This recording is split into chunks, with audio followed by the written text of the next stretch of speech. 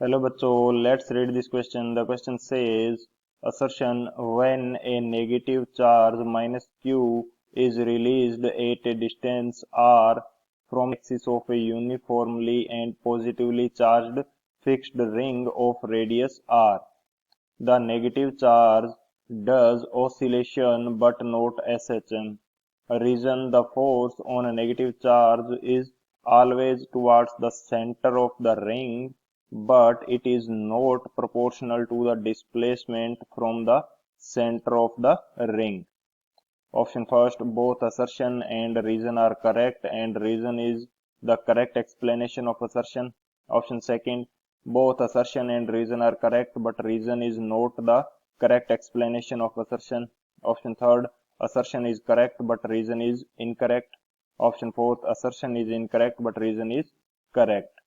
तो इस क्वेश्चन के अंदर हमें क्या बोला गया है कि हमारे पास एक रिंग है जो पॉजिटिवली चार्ज है। यदि इस रिंग की रेडियस r है एंड इस रिंग के सेंटर से इसकी एक्सिस के अलोंग r डिस्टेंस से एक नेगेटिव q चार्ज को डिस्प्लेस करके छोड़ा जाता है तो वो ऑसिलेशन करेगा लेकिन SHM नहीं करेगा।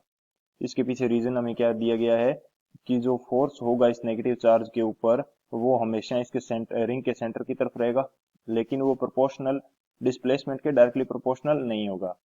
सो बात करते हैं की कंसेप्ट की। की कंसेप्ट की यदि बात करें तो की कंसेप्ट इस क्वेश्चन के लिए हमारे पास क्या होगा। हमारे पास यदि कोई दो चार्जेस हैं तो इनके बीच में फोर्स कितना अप्लाई होगा वो हमारा फर्स्ट की कंसेप्ट हो जाएगा। तो फोर्स की यदि मैं बात करूं तो ये फोर्स, इस फोर्स की वैल्यू हमारे पास होगी के Q1 Q2 by D square. Q1 and Q2 ये क्या है, ये वो दो चार्जेस हैं जिनके बीच में फोर्स देखा जा रहा है। D is the distance between these charges and K is the constant. So ये तुम्हारा फर्स्ट की कंसेप्ट रहेगा। सेकंड की कंसेप्ट की यदि बात की जाए तो SHM के लिए हमारे पास एक कंडीशन होती है कि फोर्स को डिस्प्लेसमेंट के डायरेक्टली प्रोपोर्शनल होना चाहिए। सो यदि मैं बात करता हूं फॉर SHM, जो हमारे पास फोर्स होगा वो डायरेक्टली प्रोपोर्शनल होगा माइनस एक्स के। माइनस यहाँ पे क्या शो कर रहा है कि जिस डायरेक्शन के अंदर डिस्प्लेस कर रहे हैं हम पार्टिकल को उसके अपोजिट डायरेक्शन के अंदर फोर्स लग रहा है एंड ये फोर्स जो है डायरेक्टली प्रोपोर्शनल है डिस्प्लेसमेंट के। सो ये दो हमारे पास की कंसेप्ट हो गए। अब बात करते हैं सॉल्यूशन की। सॉल्यूशन की यदि बात की जाए तो हमें क्वेश्चन के अंदर बोला गया है कि एक रिंग है हमारे पास पॉजिटिवली चार्ज। तो यदि मैं यहाँ पे एक रिंग बनाना चाहूँ तो ये कुछ इस प्रकार से मेरे पास एक रिंग है एंड इसकी एक्सिस के अलोंग r डिस्टेंस के ऊपर हमारे पास एक स्मॉल माइनस चार्ज है जिसकी वैल्यू क्या है q। ये इस पॉइंट के ऊपर है एंड ये जो डिस्टेंस है ये हमें दी गई है रेडियस के इक्वल एंड ये जो रेडियस है ये हमारे पास हो जाएगी r। इस रिंग के ऊपर जो पॉजिटिव चार्ज है वो इसकी पेरीफेरी पे रहेगा। मैं अज्यूम कर लेता हूं कि वो चार्ज यहाँ पे है। तो इस जो पॉइंट है इसकी पॉजिटिव क्यू चार्ज से डिस्टेंस कितनी हो जाएगी।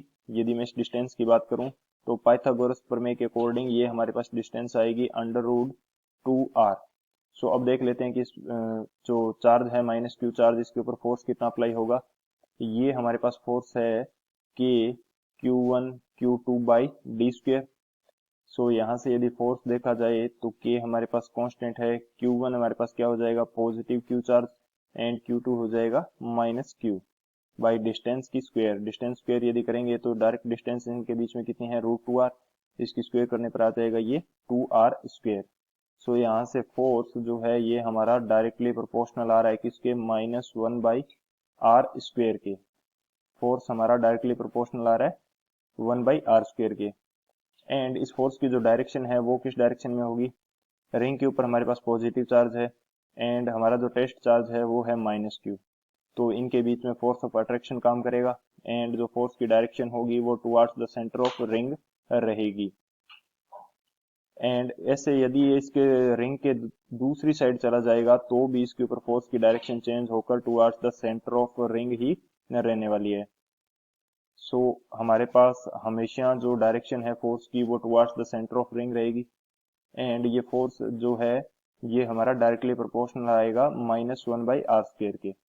सो हमारा फर्स्ट स्टेटमेंट तो करेक्ट है कि ये ऑसिलेट तो करेगा क्योंकि जैसे इसको डिस्प्लेस करके छोड़ेंगे तो रिंग इसको अपने सेंटर की तरफ अट्रैक्ट करेगी एंड जैसे ये रिंग से दूसरी साइड निकलेगा फिर से इसको सेंटर की तरफ अट्रैक्ट किया जाएगा फोर्स के द्वारा। सो ये इन दो पॉइंट्स के बीच में इस सेंटर इसका क्या होगा, जो सेंटर ओ है वो इसकी मीन पोजीशन होगी एंड इस मीन पोजीशन के अराउंड ये ऑसिलेट करेगा। सो असर्शन तो हमारा करेक्ट हो जाता है। बात करते हैं रीजन की। रीजन भी हमारा करेक्ट है क्योंकि एसएचएम तो नहीं करेगा, एसएचएम करना होता तो इसको चाहिए condition F is directly proportional to minus X, वो यहाँ पे फुलफिल नहीं हो रही। सो ये इसका बेसिक रीजन भी है। सो हमारा रीजन भी करेक्ट है, असर्शन भी करेक्ट है एंड जो रीजन है वो करेक्ट एक्सप्लेनेशन है असर्शन के लिए। सो कौन सा ऑप्शन करेक्ट होगा हमारे पास, जो ऑप्शन फर्स्ट है A option, both assertion and reason are correct and reason is the correct explanation of assertion, ये हमारा करेक्ट हो जाएगा। So option A is the final answer. I hope you understood it well. Best of luck. Thank you.